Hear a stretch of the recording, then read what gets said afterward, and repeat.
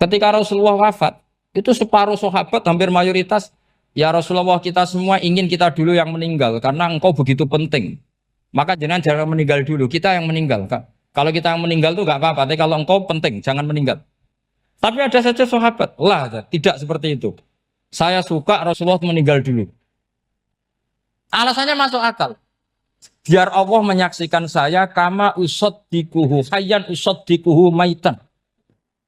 Allah biar menyaksikan saya iman kepada Nabi ketika masih hidup. Dan saya buktikan setelah mati pun, setelah meninggal pun, setelah wafat pun, iman. Jadi ternyata baisnya itu supaya orang tahu bahwa iman kita kepada Nabi itu iman yang super. Jika ketika beliau sugeng ya kita iman, setelah wafat juga kita iman. Kai usaddikuhu maitan kama usaddikuhu hayyan.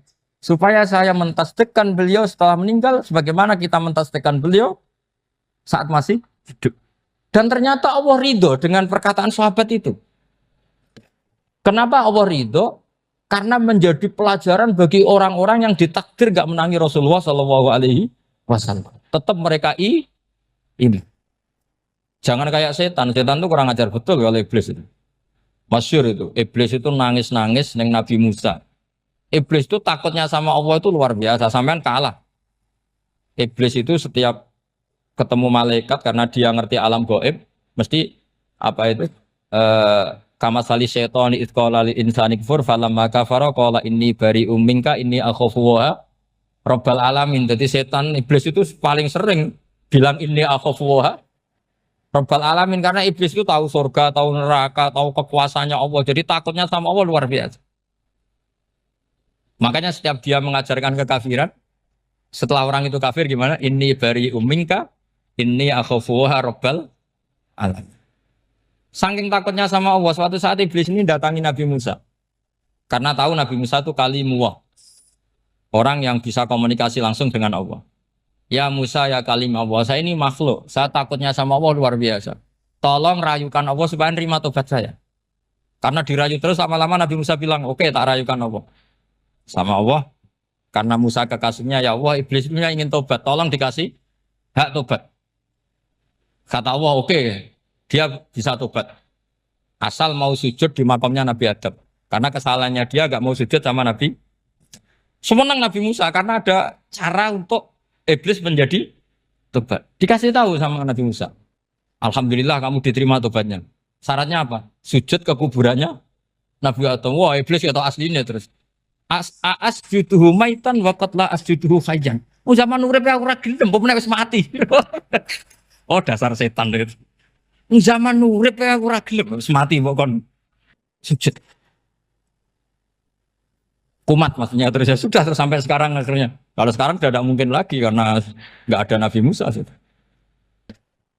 Jadi ijtihadnya sahabat melihat wafatnya Rasulullah itu beda-beda dan ternyata semuanya diridhoni Allah.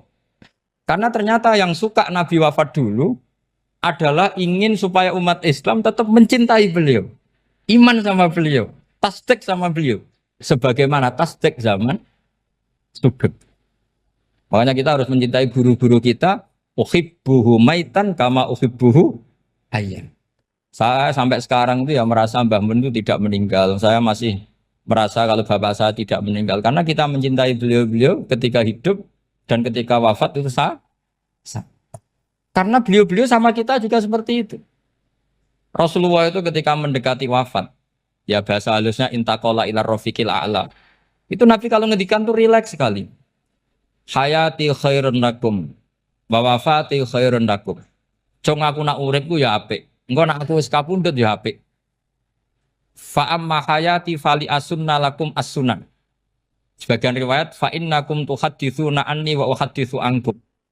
Kalau saya masih hidup, saya bisa mengajarkan kamu sunnah. Mengajarkan kamu tradisi-tradisi yang benar. Dan ketika aku mati, ketika aku sudah wafat, maka saya jejer Allah, kata Nabi. Saya berdampingan dengan Allah, maksudnya dekat Allah. Tentu bila kaifin walan hisab. Terus sudah fa'inna amalakum, amal-amal kamu diperlihatkan ke saya. Belum saya sudah dekat Allah, kalau amal kamu baik, saya muji Allah. Kalau amal kamu buruk, saya langsung mintakan ampun kepada Allah. Jadi Nabi rileks sekali. Artinya saya hidup bagus karena bisa ngajarkan kamu as-sunan wa syara'i'. Kalau saya wafat karena saya dekat Allah, kalau kamu baik saya muji Allah, kalau kamu buruk saya mintakan ampun kepada guru-guru kita juga seperti itu. Justru setelah wafat beliau-beliau punya kesempatan dekat sama Allah, dekat sama Al-Mala'il A'la sehingga mendoakan apa? Nah terus kata Sayyid Muhammad, wala taqulu lima yuqtalu fi sabilillahi amwat. Kamu jangan pernah berkeyakinan atau berpendapat atau berkomentar kalau orang-orang yang mati fi sabilillah adalah berstatus apa? Mati, amwat. Kalah. Terus kata Sayyid Muhammad, hadza li amati syuhada. Ketentuan ini bagi umumnya syuhada. Artinya gini, umumnya syuhada saja tidak berstatus amwat. Apalagi hadza Rasulullah, sayyidul syuhada, sayyidul anbiya, sayyidul mursalin. Tentu tidak pernah berstatus amwat. Ya saya ulang lagi ya, jadi zaman cara berpikir amatus syuhada, syuhada yang umum saja berstatus hidup, tidak boleh distatuskan amwat. Apalagi Rasulullah itu sayyidus syuhada, sayyidul anbiya. Maka status beliau pasti hayyun la yamut, pasti beliau itu hidup tidak. Dan karena beliau itu asfaq, sangat sayang kepada kita, sebagaimana zaman beliau hidup itu sayang kepada kita, sampai nangis-nangis minta hak syafaat, maka setelah meninggalkan pun beliau pasti sayang kita dan pasti berusaha supaya kita diampuni oleh Allah Subhanahu wa ta'ala. Sehingga ada sahabat yang tadi berpendapat kalau saya nggak masalah Nabi wafat dulu. Supaya Allah menyaksikan saya usaddiquhu maitan kama usaddiquhu hayyan. Jadi ini cerita ya, cerita sudut-sudut mana. Fikih itu penting sekali. Kata Sayyid Ali yang Shahibu Simtud Durar itu, wabihi qiwamus syariah. Yang bisa mengawal syariat itu hanya fikih. Fikih itu ya kalau yang paling gampang untuk kita misalnya punya Fathul Qorib, Fathul Mu'in, Fathul Wahab. Tapi yang faham betul, mesti faham itu ngelotok setengah hafal. Jangan bawa kitabnya tok. Yang penting sekian semester terus selesai. Itu sama-sama dosa, itu dosanya ya dosa, mahasiswanya juga dosa. Karena sudah terlanjur sarjana agama, ternyata nggak bisa, itu kan mendingan tidak sarjana agama. Itu saya tak cerita sama Kiai Roba, itu ada fatwa Kiai, Kiai juga wali. Suatu saat ada penyanyi dangdut top terkenal di Indonesia itu nyanyi dangdut, ya penyanyi ya dai, entah itu hakikat entah majas tidak tahu. Itu Kiai itu fatwanya lucu. Kalau kamu datangi dia pas main dangdut masih saya beri izin, tapi kalau datangi dia pas pengajian itu tak larang kan santrinya jadi eskal. Ini pas pengajian dilarang, pas dangdutan kok malah dapat izin. Tapi bukan berarti halal ya, dapat izin. Dapat izin kan potensinya bisa karena dilarang lah ya tetap belerot. Terus suatu saat si santri ini setengah wali, tidak wali tapi setengah. Lama-lama itu memahami gurunya. Memahami gurunya ternyata sirinya begini. Kalau seorang penyanyi yang tidak pernah ngaji, kemudian ngomong agama, itu potensinya itu fadallu wa adallu, sesat dan menyesatkan. Tapi kalau dia sedang nyanyi dangdut, penyanyinya cowok, sama jangan bayangkan dangdut putri, enggak, itu cowok sudah tua lagi. Jadi potensi halalnya ada lah maksudnya untuk, tapi tidak alat musiknya, orangnya. Tapi kalau dia nyanyi itu paling dosanya hanya nyanyi. Saya ulang lagi, murid tadi akhirnya paham kalau datangi pengajian itu artinya ikror kalau dia seorang dai atau seorang yang layak ngomong apa? Agama. Itu lebih bahaya karena kita santri, apalagi kita doktor atau MM, terus ngekrori orang yang nggak jelas asal usulnya. Tapi kalau nyanyi kan nyanyi saja. Sehingga itu menjadi fikih. Bahaya terbesar dalam fikih adalah apa? Mengkaji fikih tidak dari ahlinya. Ya saya ulang lagi ya, mengkaji fikih tidak dari apa? Ahli. Nah kenapa demikian? Begini, saya beri contoh. Ilmu fikih itu tentu pertama dari Rasulullah Shallallahu Alaihi Wasallam, kemudian bersanad sampai kita atau kita sampai Rasulullah. Itu ngalami sekian ijtihad yang tidak mudah. Saya beri sekian contoh. Dulu Imam Syafi'i itu sukanya sama guru yang miskin, ya karena rata-rata santri juga miskin. Jadi mesti ngidolakan guru yang miskin, karena sesama miskinnya harus berkoalisi. Tapi akhirnya gurunya Imam Syafi'i itu miskin sekali. Namanya Muslim bin Khalid Az-Zanji itu miskin. Sufyan As-Tsauri miskin. Sufyan bin Uyainah miskin. Setelah ngaji di Medina itu Imam Malik itu kaya. Pas itu Imam Malik sudah kaya. Setiap ketemu Imam Syafi'i dikasih uang. Sampai ketika Imam Malik itu bilang, kamu sudah alim. Ilmu saya sudah habis. Kamu ngaji sama yang lain. Sama siapa? Kata Imam Malik, orang yang sealim saya sudah meninggal. Namanya Abu Hanifah. Tapi dia punya murid. Namanya Muhammad bin Hasan Asy-Syaibani. Kamu ke sana. Terus Imam Malik datang ke Baki. Dulu Baki itu pasar rental. Ya Grab lah kita sekarang. Untuk mengumumkan siapa kafilah yang mau ke Irak. Kita ya Imam Malik. Dibayari sama Imam Malik. Ini yang antar ke Irak. Ke Muhammad bin Hasan Asy-Syaibani. Imam Malik mulai ngeper. Guru saya yang miskin tidak pernah nyangoni. Guru-guru saya yang kaya sering nyangoni. Mulai memasalahkan kiai miskin. Kira-kira seperti itu mulai masalah.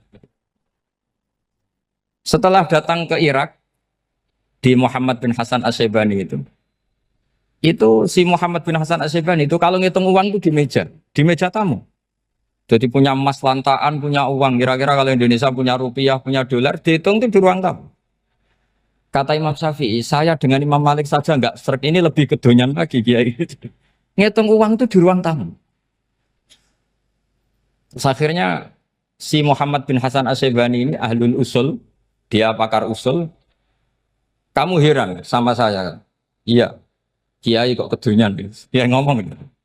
Tapi kata Muhammad bin Hasan Asy-Syaibani, kalau kiai tidak boleh kaya, itu tak kayak wong fasik. Ben gue demenan, gue mabuk. Oh jangan, nanti dipakai maksiat. Tengjenengan mawon kersane digetoat. Berarti kiai oleh sugih. Mun pun angsal-angsal. Semenjak itu jadi satu fikih bagi Imam Syafi'i. Ternyata kalau mengharamkan kiai sugih berarti membolehkan yang fasik sugih. Kalau yang fasik sugih bisa dipakai i'anah alal maksiat. Semenjak itu mindset pikiran Imam Syafi'i rubah. Saking rubahnya sampai beliau berpendapat orang bisa beli Alphard, kok beli carry itu haram. Bisa jadi bupati kayak Pak Roba, jadi RT haram. Pokoknya gitu. Bisa keren kayak Gus Bak kok jadi orang pendengar haram. Pokoknya haram terus. Karena dalil beliau al-Islam ya'lu wala yula alaih. Coba sampean ridho misalnya jadi orang Gresik dipimpin orang yang enggak sholat, ridho ndak? Ndak. Atau sholat tapi enggak bisa ngaji, ridho ndak? Ketika yang bisa ngaji berpotensi jadi buba, terus keterusan. Karena Imam Syafi'i keterusan, ya umatnya keterusan. Akhirnya orang-orang Syafi'i itu politikus rata-rata. Ya, makanya sama jangan kaget sama Baruba. Kakak saya wakil bupati ini. Putranya Mbah Mun ada yang wakil apa? Gubernur. Dulu Gus Wahid ya menteri agama. Itu asal usul dari perubahan fikih, mindset, cara berpikir Imam Syafi'i. Jadi dulu itu fikih ditemukan itu jelimet, ada perdebatan. Itu tidak hanya pada level ulama. Pada level Nabi pun ada perdebatan. Jadi jangan kira Nabi itu tidak debat, ya debat. Nabi itu asal seangkatan itu mesti debat, termasuk debat dengan malaikat. Jadi kalau perlu ya debat sama apa? Karena malaikat itu kan lugu itu gak iso mikir. Karena kalau malaikat iso mikir bisa jadi rektor. Nanti kasihan Pak Salam ini. Malaikat gak boleh jadi rektor. Malaikat Israel itu nggak tahu etika. Jadi beliau ketika mau mencabut nyawanya Ibrahim datang, ya Ibrahim saya ini disuruh nyabut nyawa kamu. Kata Ibrahim, wah kamu itu pasti salah. Kamu tahu saya siapa? Saya ini Khalilur Rahman, kekasih Allah. Masa kekasih membunuh yang dikasih? Ini nggak benar, logika itu nggak benar. Pasti kamu salah. Karena Israel itu tidak bisa debat. Ketika ditanya, hal ra'aita khalilan yumitu khalilah, masa kekasih membunuh yang dikasih? Saya ini Khalilur Rahman. Masa Allah mencintai saya kemudian membunuh saya, itu logika agak benar. Tidak keliru, kamu itu keliru. Israel akhirnya terbang lagi.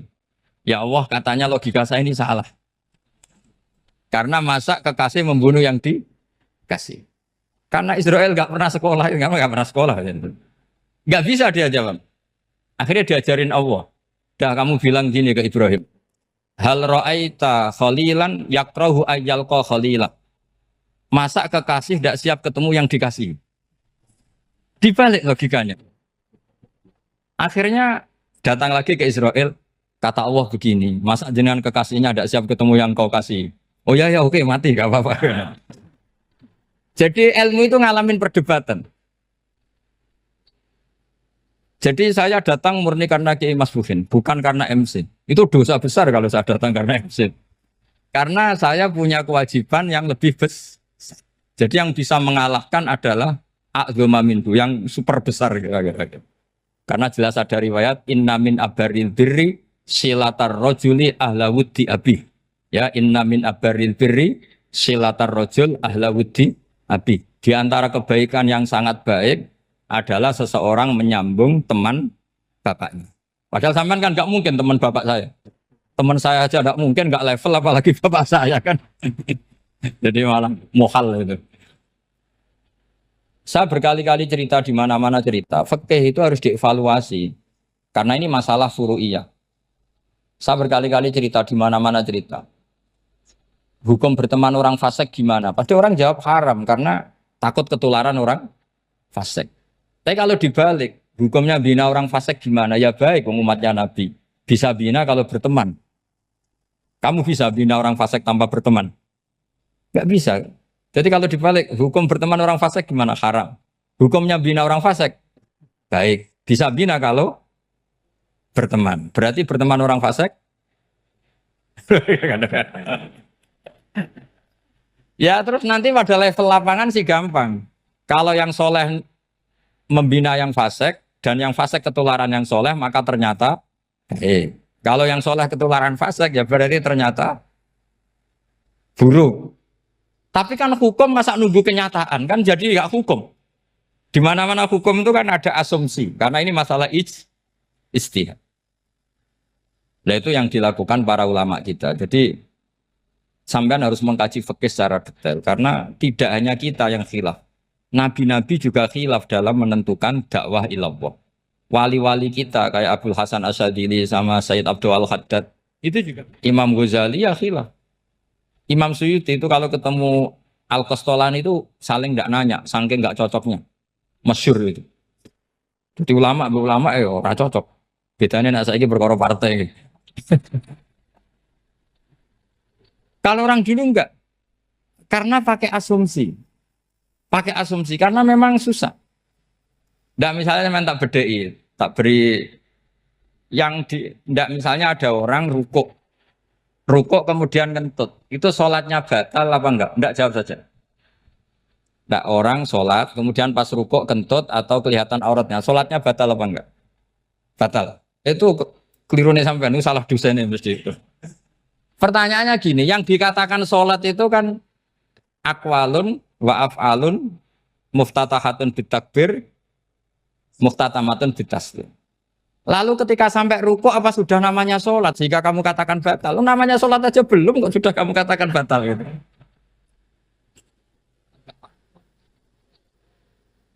Iya kan?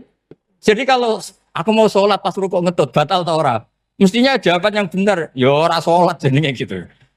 Karena kalau dikatakan sholat definisinya harus sampai salah. Tapi kan kita nggak mungkin ngomong seperti itu kan dianggap majnun. Padahal itu yang benar, yang punya kecerdasan. Nah makanya pertanyaannya, fikih itu ngikuti bahasa awam apa bahasa istilah? Kalau ngikuti bahasa awam ya kayak tadi, sholat kok pas rukuk kentut maka batal. Sebenarnya yang batal itu sholatnya apa rukuknya? Nah makanya terjadi perdebatan. Kalau yang pakar-pakar usuli itu salah istilah itu nggak mau. Saya ulang lagi, kalau pakar-pakar usuli itu salah istilah itu nggak mau. Terus misalnya tak beri contoh lagi. Kalau imam itu sudah salam pertama. Salam pertama itu yang rukun kan salam pertama. Berarti setelah salam pertama imam sudah keluar dari sholat apa belum? Yakin? Ya sudah. Sekarang sama tak bedai. Lalu makmum itu kesunatan langsung berdiri apa nunggu imam salam kedua? Enggak, jawab satu. Nunggu salam kedua kan? Dan itu kriminalnya sampai Anda dalam sufi itu. Kriminalnya begini. Berarti Anda bergantung sama orang yang sudah tidak sholat. Kata kamu setelah salam pertama dia sudah tidak sholat. Berarti kamu menginstruksikan makmum berhubungan dengan orang yang sudah tidak sholat. Karena sudah keluar dari sholat ketika salam pertama. Kalau kamu di debat gitu gimana jawabnya? Pusing kan? Berarti robtul makmum bisolatiman sing wis laisa fi sholatin. Berarti menggantungkan sholat sama orang yang sebetulnya sudah tidak sholat. Ada yang jawab, sebagian ulama fikih tetap disunatkan menunggu salam kedua. Karena salam kedua itu masih paket meskipun tidak rukun. Dia paketnya selesai. Tapi selalu pertanyaannya gini, lalu setelah salam pertama itu imam masih sholat enggak? Sudah sampai pernah dijawab tuh. Nah ini pentingnya bodoh, gak mikir sebenarnya. Jadi makanya bodoh itu barokah karena gak mikir itu. Jadi soalnya Rabbana ma khalaqta hadza apa? Batila. Sing bodoh ya barokah, sing pinter ya barokah. Sing barokah itu maksiat. Surana barokah plus. Jadi ilmu itu harus mengalami satu gesekan karena logika itu bisa dibalik. Nah karena ilmu itu mengalami satu gesekan, satu logika yang bisa kayak iya kayak enggak. Sehingga jargon di dunia ijtihad itu begini. Ra'yuna shawabun yahtamilul khata' wa ra'yuka khata'un yahtamilus shawab. Pendapat saya benar tapi mungkin salah. Tapi pendapat kamu taruhannya salah dulu tapi yang mungkin benar. Jadi mustahid kalau kata mustahid itu lucu. Ngomongnya itu ra'yuna shawabun yahtamilul khata'. Pendapat saya tarifnya benar dulu tapi yang mungkin salah. Kalau pendapat kamu salah tapi ya mungkin benar atau mungkin bisa salah ya tidak tahu pokoknya mungkin benar. Nah kenapa demikian? Begini, di luar masalah tauhid, saya ulang lagi di luar masalah tauhid itu tentu ada masalah-masalah yang sifatnya ijtihadiyah. Ya saya ulang lagi yang sifatnya apa? Ijtihadiyah. Dan ijtihadiyah ini nggak pernah selesai karena muqtadul hal, konteks kesejarahan maupun konteks kesempatan itu tidak sama. Dulu kiai-kiai itu ngaramkan dasi, ngaramkan celana karena yang celananan yang dasinan itu penjajah. Sehingga mantas sabah biqaumin bahwa minhu. Tapi lama-lama kiai-kiai itu ya pakai dasi, pakai celana. Ya karena dianggap sudah tidak mantas sabah biqaumin bahwa minhu. Ini ngalami pergeseran. Semua istihad itu ngalami pergeseran. Lalu pertanyaannya begini, lalu istihad apa Gus yang permanen? Yang permanen ya istihad dengan alatut istihad apa? Istihad. Saya beri contoh misalnya begini. Nabi Musa itu yang ngalami istihad. Kata beliau karena kangen Allah, itu ingin melihat Allah karena kangen. Rabbi arini anzur ilai. Qala lan tarani walakin anzur ilal jabal. Ya sudah namanya orang kangen ya ingin melihat. Ya sudah gitu aja. Sehingga ahli ilmu kalam itu berdebat. Kalau kata ahli sunnah, karena Nabi Musa minta ingin melihat Allah, berarti melihat Allah itu jaiz, mungkin. Karena Nabi gak boleh bodoh meminta sesuatu yang mau hal. Maka antipatinya ahli sunnah terhadap pendapat Mu'tazilah itu antipati. Karena menurut pendapat Mu'tazilah, Allah itu qadim, Allah itu laisa kamislihi syai'un, sehingga gak bisa dilihat. Pertanyaannya adalah berarti Nabi Musa meminta sesuatu yang mau hal. Itu bodoh sekali sampai nggak tahu mana mau hal, mana apa jaiz. Makanya kata Imam Ghazali, masa Nabi Musa yang Nabi nggak tahu kalau melihat Allah itu mau hal. Sampai minta berarti nganggap itu jaiz atau boleh. Itu cara pandang orang-orang ahli sunnah apa? Wal jamaah. Tapi tetap saja sebagian ulama itu ya balelo. Yang kayak Mu'tazilah itu ya balik loh cara berpikir pokoknya itu karena kangen bukan karena mungkin atau tidak mungkin. Jadi nggak mungkinnya tetap tidak mungkin. Terus mereka dalil la tudrikul absar wa huwa yudrikul absar. Nah sudut pandang ini akan terus. Ada seorang wali ditanya, kalau kamu di surga ingin melihat Allah apa enggak? Jawabnya enggak. Kenapa aja? Kasihan Allah. Terus kenapa aja? Unazzihu dzalikal jamala an nadzuri misli. Saya tidak ridho Allah yang hebat, yang keren, kemudian sing delok terima aku wong resik. Koyok gak ngergani pangeran. Sebenarnya sing delok Allah ben golongane Nabi Muhammad, Nabi Ibrahim, kowe ora usah ngilangi keren. Maksudnya itu. Jadi ada ulama itu jadi wali kalau sholat itu karena di soft belakang. Tapi jangan ditiru. Itu kan nggak lazim ya. Lazimnya kan afdhalus sufuf as-saful awal. Ketika ditanya, kenapa kamu kalau sholat di belakang? Cek GR koyok wani suwan pangeran gak ngarep. Aku sungkan dadi kok guli. Kalau sampean kan karena males bukan karena sungkan. Jadi itu artinya rasa ya. Makanya nggak bisa, nggak ada istihad itu tidak mungkin karena perasaannya orang itu beda-beda. Itu Sayyid Abdul Al-Haddad itu kalau ngendikan masyhur. Man da'a li dzalimin bil baqa faqad ahabba ayyusawwah fi ardi. Orang yang mendoakan orang fasik masih hidup, gak mati-mati, itu berarti suka kalau Allah dimaksiati di buminya. Wong fasik kelakuannya rak maksiat, nak mbok dongakno mari. Itu berarti kamu ingin Allah didurakani terus menerus karena si fasik masih hidup. Tapi kalau Abdul Hasan As-Sadili cara ngendikan gini, kalimatnya persis. Man ahabba alla yusawwahu fi ardi faqad ahabba alla tadhharu maghfiratuh. Orang yang ingin dunia ini steril gak ada maksiat, maka sama saja berkeinginan tidak melihat luasnya maghfirahnya Allah. Sama-sama wali besar. Tapi cara pandang hubungannya dengan Allah seperti itu. Jadi mau tidak mau, istihad itu mau tidak mau. Makanya tidak usah dipertentangkan misalnya cara berpakaian, cara apa. Yang penting sesuai aturan Islam ya sudah. Karena ini urusan rasa. Urusan apa? Rasa. Itu Syekh Hasan Basri itu sering jagongan sama Robiah Hadawiyah. Itu secara fikih salah. Tapi pas itu ulama fikih ditanya, kenapa Anda tidak komentar terhadap dua wali besar yang sering ketemu? Andai kan semua santri seperti itu akan saya halalkan, karena nggak mungkin punya nafsu. Sehingga fikih dulu memang masih asli. Kamu lihat di takrib misalnya, lelaki melihat perempuan itu nggak boleh kecuali sekian alasan. Termasuk boleh itu li taklim karena mengajar atau lil muamalah. Ini yang mulai masalah. Ada warung kopi, penjaganya cantik, santri-santri ngopi. Ini lil muamalah, kan kasus ini. Mau disalahkan pada takbirnya, mau dibenarkan ini jelas fasik kan, jelas fasik. Matanya sudah fasik sebelum itu ditambah itu, jadi fasiknya permanen. Nah pertanyaannya adalah, kalau kamu ngajar mbak-mbak, kemudian hafal yang cantik yang enggak, itu taklim lin nazar apa nazar li taklim? Itu taklim apa modus?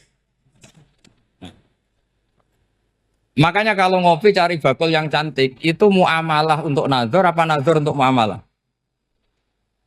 Loh kalau saya ngopi dengan kiroba pasti halal.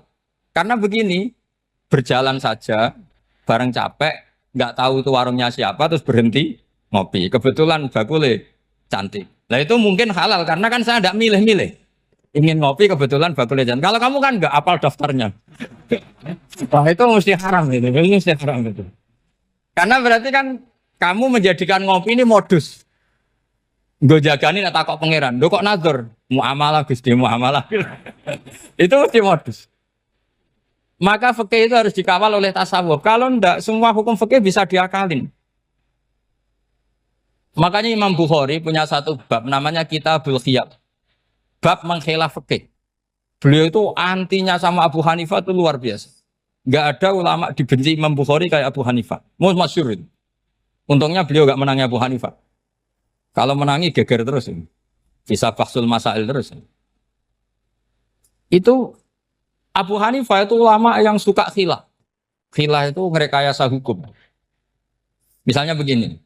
Saya ini puasa agak lemes, ujian agak lemes, apalagi kiai serapati di duit, santri beling-beling lemes ini. Apa mangan ini kan, poso-poso kok mangan kan gak keren. Supaya saya bisa makan dan halal, saya bisa ngajak kiai robai ya jalan-jalan. Jalan-jalan nyari yang jarak 2 marhalah, Ya sudah, terus bisa makan. Kalau ditanya Allah kok makan musafir. Jadi bolehkah insya safar menciptakan pergi demi untuk supaya boleh iftar? Boleh enggak cara jenengan? Enggak boleh, alasannya apa? Kan pergi. Perginya juga enggak maksiat. Itu khilaf. Tapi Sayyid Muhammad, Abu Ya Sayyid Muhammad, Muhammad bin Alawi, Sayyid Muhammad, itu membela Abu Hanifah. Artinya membela jangan semua khilaf itu diharamkan. Karena itu cara, saya ulang lagi, karena itu cara untuk mengawal bahwa hukum Allah itu luas. Karena kalau nggak ada khilaf itu ya kita kesulitan. Kita kesulitan. Misalnya begini, ini penjelasannya, makanya kita harus sering mendengar. Saya itu dulu masih sangat fikih itu protes, kenapa ada puluhan polisi wanita? Itu kan pekerjaan cowok ya, pekerjaan pria. Tapi setelah mendapat penjelasan dari polisi, itu alasannya masuk akal, Gus. Kadang-kadang orang nakal itu menyembunyikan narkoba itu di alat wanitanya. Itu kalau semua lelaki polisi kayak jenengan itu kan masalah itu. Sehingga memang harus ada polisi wanita karena sebagian pengedar narkoba itu perempuan dan menyembunyikannya di tempat itu. Kalau semua polisi cowok kan nggak kebayang. Sehingga kita akhirnya mendengar membolehkan polisi itu wanita. Ada wilayah yang harus wanita. Begitu juga ada pertanyaan, kenapa sih dokter kandungan itu cowok? Saya punya banyak santri yang muhibin saya itu dokter kandungan. Tak tanya, kamu itu kok cowok kok jadi dokter kandungan? Kan pekerjaannya seperti itu. Dia jawabnya lucu. Dari 10 yang tes jadi dokter kandungan, itu yang cewek itu lulus 2. Yang cowok lulus semua. Karena ketika cewek dites melihat ketuban pecah darah itu langsung pingsan. Sehingga yang secara psikologi dablek itu kan memang lelaki. Jadi serah wongnya sewakit santai. Kadang nggak lahir-lahir dintaini nang jopo rokokan santai. Itu kalau cewek yang jadi dokter kandungan itu nunggu jam 11, jam 4 sudah pingsan. Nah ini cerita, bukan berarti saya menghalalkan, enggak. Kita harus mendengar, saya ulang lagi, kita harus apa? Dan itu setelah mendengar, itu nanti jadi disiplin ilmu, yaitu namanya fikih. Karena ilmu fikih itu sebetulnya gampang. Sampai kalau ngaji i'anah, itu kelihatan fikih itu gampang, karena ada logika yang terbangun. Misalnya begini, orang kalau tawaf itu disuruh agak jauh dari Ka'bah. Jangan sampai nginjak sadarwan. Karena sadarwan itu pondasi itu ikut Ka'bah. Kenapa begitu? Ya jenenge ra muteri Ka'bah, ide-ide Ka'bah. Jadi sebenarnya sederhana logikanya. Sing jenenge muter itu di luar itu kita muter. Nah kalau nginjak pondasinya namanya gak muteri Ka'bah tapi ide-ide Ka'bah. Ya jadi sederhana sebetulnya ya masuk akal. Jadi fikih itu nggak ada yang iskal, sebetulnya masuk akal. Tapi karena kita nekuni itu tidak serius, maka terus jadi paradok. Saya beri contoh lagi ini sebagai penghormatan saya sama Kiai Mas Bukin, karena ini sudah namanya fakih. Kalau ada ayam jago ditabrak truk, terus kejet-kejet, adekan dibiarkan pun mesti mati, karena gerakannya sudah harokatul masbuh. Terus kamu sembelih, itu halal apa enggak? Enggak jawab, ayam jago loh. Kalau kamu katakan halal, dia sudah tidak punya hayatun mustaqirroh, kehidupan yang permanen. Andai kan kamu biarkan pun 1 menit lagi meninggal. Kejet-kejet kan mau prosedur saja. Maksudnya pantasnya mati ya kejet-kejet sih, tapi sebetulnya sudah pasti mati. Maka ini ada 2 ulama. Kalau kata Imam Malik tetap namanya halal. Karena ruhnya masih di situ. Sehingga ketika kita nyembelih, ya nyembelih hewan yang hidup. Yang namanya nyembelih itu pokoknya mematikan yang punya roh. Sementara saat itu rohnya masih di situ. Meskipun 1 menit lagi pasti. Tapi kalau mazhab Syafi'i enggak, ini sudah harokatul mazbuh. Tidak punya hayatun mustaqir. Sehingga dalam perdebatan ulama fikih itu lucu. Kadang ya gampang mangkel no. Misalnya begini. Kalau ada anak lahir, tidak ada amaratul hayat, nggak nangis, nggak bernafas. Sunat disolati apa enggak? Siktun sing layas tahilu walayas langsung lahir langsung mati, nggak ada amaratul hayat. Ora tahu mikir tuh. Itu tidak wajib disolati. Alasannya, ya kan memang sholat alal mayit kan tidak pernah hidup. Di mana-mana mayit itu setelah hidup mati. Ini kan tidak pernah hidup. Namanya ya kit atau lahmen, ya potongan daging itu aja enggak. Jadi kadang fikih diwaca tenan jebule mangkelno. Terus ketika di kitab Minhajul Thalibin itu, kalau kamu keluar mani itu wajib mandi enggak? Wajib kan? Kalau keluar mani inzal itu kan wajib mandi. Nah, kenapa nifas atau wiladah keluar bayi? Kenapa ibu-ibu kalau keluar bayi wajib mandi? Alasannya lucu. Li annal walad maniyun pun akidun. Ini kan wis mani cuma mengkristal. Jadi kadang fikih mangkel. Apa ya? Sembrono itu masuk. Mosok wajib mandi wiladah itu karena apa? Li annal walad maniyun mun akidun. Niku mani sing wis mengkristal. Mani sing wis jelalatan lah lahir nangis macam-macam. Jadi ternyata karena kenapa fikih butuh alasan? Nyari hadis tentang keluar anak mandi itu enggak ada yang sorry. Yang ada adalah tentang inzal. Innamal ma' minal. Akhirnya dicari-cari ternyata walad itu maniyun menakit. Lah ini problem fikih. Sampean harus siap dengan pelajaran seperti ini meskipun sampean mungkin wong priayi tapi ini ilmu. Ya, saya ulang lagi ini ilmu. Sehingga ulama itu mau tidak mau harus mau mendengar. Karena logika yang terbangun itu nunggu kalau mendengar kayak tadi. Nabi malaikat Israel baru sadar, masa kekasih bunuh yang dikasih. Masuk akal juga Israel. Kalau sama sampean sih nggak nerima tetap selonang-selonang ini masalah Ibrahim, Khalilur Rahman. Sehingga kita di alasan fikih itu harus kita dengar.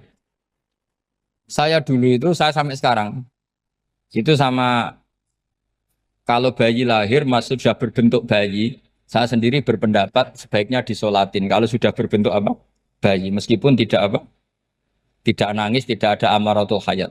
Kan yang digugurkan itu wajibnya, bukan masalah boleh dan tidak. Itu banyaklah perdebatan ulama di bab itu. Saya beri contoh lagi perdebatan ulama. Ini contoh-contoh fikih karena ini khusus penghormatan status fakih tadi. Itu kalau ada orang mati, jenazah itu. Jenazah itu kalau sholat, itu kan umumnya jenazah di depan, kita nyolati di belakang. Itu yang mengatakan begitu ya tidak punya alasan. Ya taunya mulai dulu begitu, di mana-mana nyolati jenazah, jenazahnya di depan. Tapi di kitab Makhali jelas diterangkan, kata kaul sani tidak wajib. Alasannya ya lucu, fa innal janazah laisat bi imamin.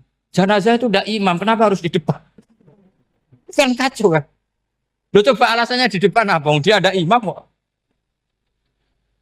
Nah barokahnya fikih itu sehingga kita melihat di Arab Saudi sekarang itu jenazah kan di belakang. Tapi kita tetap nyolati apa? Mayit. Kalau di Arab Saudi musim haji itu jenazahnya di kamar mayit, tapi kita nyolati.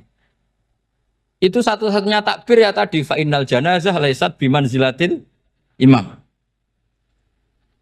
Tapi jangan praktekkan nanti dia kepaliran sesat tuh. Saya hanya cerita-cerita ilmu, jangan dipraktekkan. Kalau dipraktekkan masih jadi aliran sesat.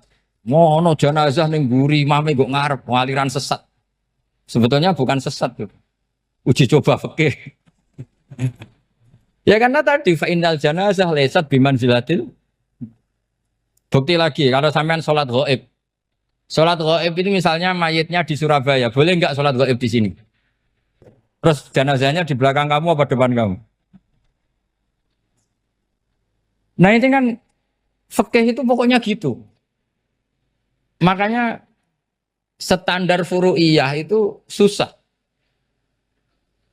Karena perdebatannya itu mirip-mirip. Kayak iya, kayak tidak, kayak. Makanya dulu zaman sahabat, ada sahabat itu mencintai Rasulullah. Senengannya sowan. Bukti cinta sowan. Banyak juga yang sahabat bukti cinta Nabi itu tidak pernah sowan. Alasannya ganggu. Kenapa kamu jarang sowan Nabi? Saya sering jamaah sama Nabi, saya tidak pernah sowan. Kenapa? Ganggu. Biar Nabi kalau di rumah sama anak istrinya, saya tidak mau ganggu. Makanya saya termasuk kiai yang gak pati seneng disowani. Karena ya itu tadi. Kalau ngulang seneng saya, kalau disowani biasa saya. Kalau Kiai Roba itu nilai, nak pernah sepuh jadi rasuan nilai. Jadi beda. Saya sering ditilii Kiai sepuh.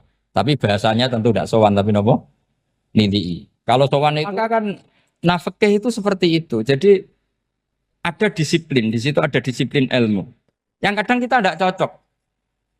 Makanya Imam Syafi'i sendiri ngendikan kadang beliau dengan gurunya dengan Imam Malik sampai ngarang ikhtilafu Malik. Beliau punya data yang beliau itu sedang nggak sama dengan gurunya, yaitu Imam siapa? Malik. Karena mindsetnya itu beda. Tidak sampai misalnya saya tanya, sholat itu harus menghadap kemana? Tidak, jawab saja. Kiblat kan. Ukurannya apa coba? Namanya madhep. Wajah apa dada? Imam Syafi'i milihnya dada. Sekarang praktekkan dalam dialog keseharian. Saya jagungan sama Kiai Roba seperti ini, terus wajah saya begini, madep enggak? Nah itu masalah. Terus pertanyaannya, madep dengan dada itu fis sholat apa fil qiyam?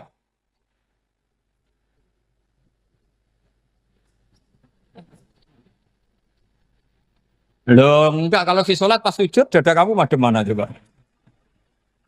Kamu enggak pernah mikir kan? Ya madep pakai dada itu kan kalau berdiri, kalau rukuk sama sujud.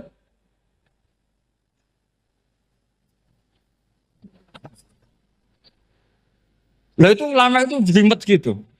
Makanya jarang yang menekuni profesi ulama itu. Karena menekuni proposal banyak, karena memang susah. Jadi ulama itu orang yang cara berpikir sudah aneh. Sehingga mereka detail. Maksudnya menghadap itu apa? Ukurannya kalau berdiri ya dada. Tapi nggak bisa kamu katakan atawajjuh bisodri aturan dalam sholat. Fikuli sholat. Pertanyaannya lah kalau rukuk sama sujud. Dadanya menghadap kemana coba? Maka itu ilmu yang sudah jelimet. Nah ulama usul fikih, ulama yang nggak mau salah per detail hukum. Sehingga menurut Imam Rafi'i, misalnya kalau beliau ditanya, sujud itu gimana ya? Asal wat ujabha, ya sujud. Tapi kalau menurut Imam Nawawi harus melibatkan 7 apa? Anggota, yaitu al-jabha, wal yaden, warubaten, wal kodame.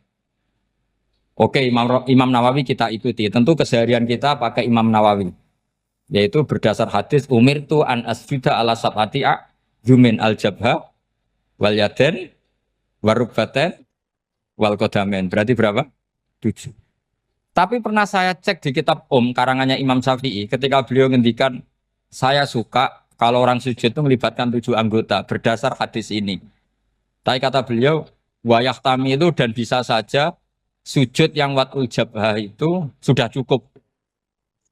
Terus kata Imam Syafi'i, limada karena Nabi ketika sujud itu hanya ngendikan begini, sajadalaka wajhi wa sam'i wa basori. Gak ada di hadis wayadi, warubati, wakodami. Ya sudah akhirnya, nah itu sudut pandang. Terus gugatan kedua begini, ada orang Muslim yang sujud sama berhala. Untuk menjadi murtad itu harus 7 anggota apa cukup fatul jabah alal ardi? Untuk sah menjadi murtad itu. Untuk sah menjadi murtad cukup fatul jabah alal ardi harus 7 anggota. Untuk keabsahan murtadnya itu. Tidak jawab. Makanya ini tugas dosen-dosen ini meminterkan ini. Karena namanya sudah faqih. Faqih itu ahli faqih yang detail namanya faqih. Kalau ini mutafaqih. Jadi bukan tafakuha tapi tafakuha. Kayak tamarodon. Jadi wazannya nanti itu wal idhari ma laysa fil waqi'. Jadi ini bukan gojlok, ini memang marah saya. Jadi kalau sudah pakai gelar fakih, harus fakih betul. Nah, mohon kalau mengkaji fikih itu harus detail. Minimal takrib itu setengah hafal. Supaya konstruksi ilmu itu utuh. Saya sama lagi konstruksi ilmu itu. Karena ilmu itu mesti ada yang apa ya?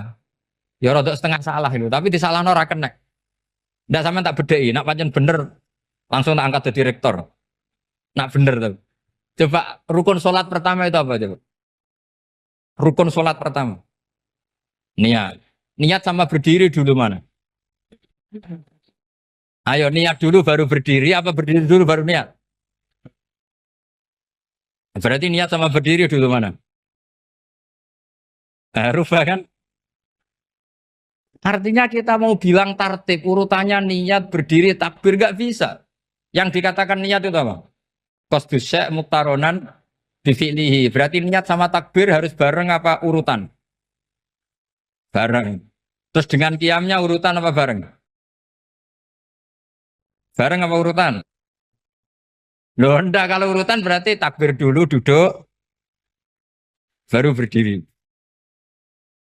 Nah maka seperti ini itu mau tidak mau kita salah. Dikatakan tartib ya salah.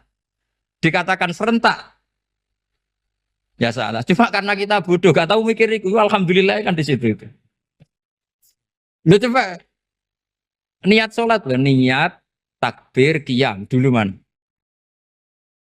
Niat takbir qiyam dulu mana coba? Dulu qiyam. Enggak ada kitab yang mengatakan arkanus sholat awaluha. Oh, dianggap kitab kriminal maksudnya. Makanya ngendikan ulama-ulama di sarah-sarah, mau tidak mau sebagian istilah itu tasamuh. Tasamuh itu wis tiga gampang ngono kok repot. Karena kita tidak bisa detailnya.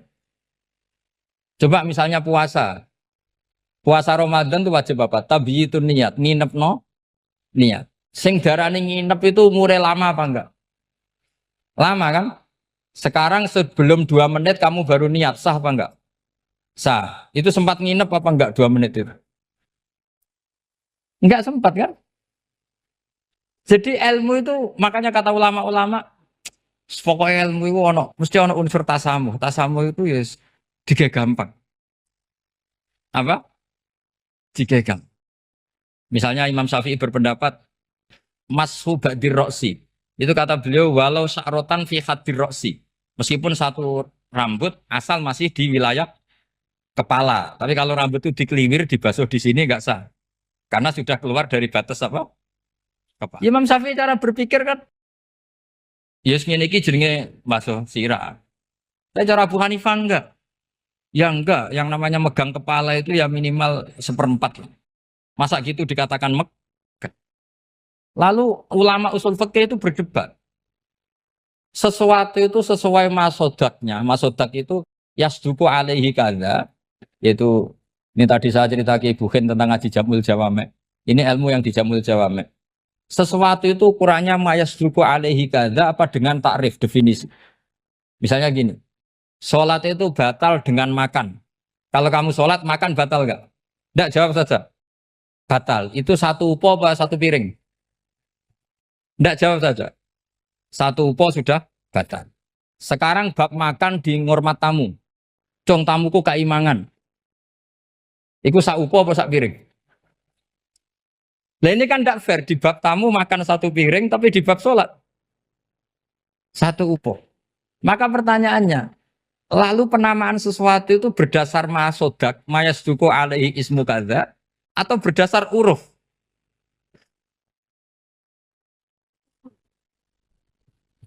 Ukurannya apa coba? Maka terus jadi perdebatan. Nah ini di sini ini pentingnya ulama karena ya sekarang saya bedai sekarang. Cengkeh itu wangi apa enggak? Kategorinya cengkeh. Wangi kan? Kalau orang bikin kue tar pasti pakai apa? Cengkeh. Pakai wedang ronde supaya manis. Apa wangi dikasih apa? Cengkeh. Nah itu saya berkali-kali cerita. Pernah mau dipikirkan orang Islam itu nggak boleh rokok karena dianggap pakai apa? Mewangi karena ada apa? Cengkeh. Tapi terus didebat. Kalau gitu berarti orang Jumatan sunat rokok. Karena Jumatan disunatkan pakai pewangi. Wah itu kan akhirnya tuh, wah iya repot ya kan. Jadi kalau cengkeh kamu kategorikan pewangen, yang orang Islam nggak boleh rokok karena pakai cengkeh yang wangi. Konsekuensinya orang Jumatan sunat rokok karena berarti di masjid pakai apa? Pewangi. Kan sesat semua ya, jadi itu ilmu. Makanya selain fikih mateng, itu ada ilmu yang namanya usul Usul fikih itu yang neliti itu. Mayas duku alaihi kada. Jadi yus ngono iku wis darani ngono. Saurang lagi. Ngono iku wis darani ngono. Ora perlu roh detail. Ya, saya ulang lagi. Wis ora perlu roh detail. Makanya Abu Hanifah itu misalnya basuh wajah. Wis angger kecelok ngene iki basuh wajah. Nek Imam Syafi'i kan detail. Mimba ini mana bitis syari sampai ila somahe uzunehi ila zakon. Terus mana bitis syari Imam Syafi'i nambah apa? Ghaliban. Kenapa ditambah ghaliban? Karena kalau orang budak mana bitis syarinya di sini. Jadi itu fikih. Jadi fikih itu jelimet.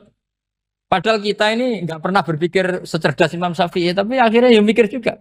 Agak ditambah ghaliban, mana bitis syarinya orang budak kan? Sini. Terus sekarang perdebatannya, orang budak basuh Mastur Roksi di sini sah enggak? Karena tadi itu wajah apa kepala gitu kan jadi bingung gitu. Ya makanya ini mukadimah saya supaya sampean apa lebih disiplin belajar apa?